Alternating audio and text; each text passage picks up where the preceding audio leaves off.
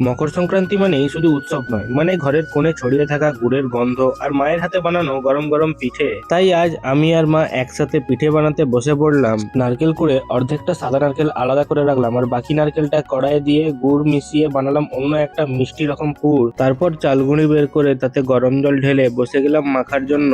সময়টা কম ছিল আর কাজটা বেশি, তাই মা ছেলে দুজনে মিলে ঝটপট চালগুঁড়ি মেখে নিলাম। মায়ের কাছে এর আগে পিঠে বানানো শিখে নিয়েছিলাম, তাই আজকে যাতে তাড়াতাড়ি হয় সেজন্য মাকে পুরো হেল্প করছিলাম।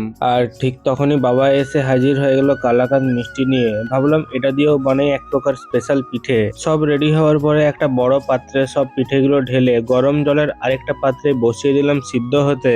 আর ঠিক 40 থেকে 45 মিনিটের মধ্যেই আমাদের ঘরে তৈরি পিঠে একদম রেডি হয়ে গেল। তাই আর দেরি না করে সবার জন্য ভাগ করে নিয়ে গুড়ে ডুবিয়ে বসে পড়লাম সিদ্ধ পিঠে উপভোগ করতে। তোমরাও কে কে মকর সংক্রান্তিতে বাড়িতে পিঠে বানিয়ে খেয়েছিলে কমেন্ট করে অবশ্যই জানিও। আর এই মিষ্টি মুহূর্তটা ভালো লাগলে অবশ্যই একটা লাইক করে দিও।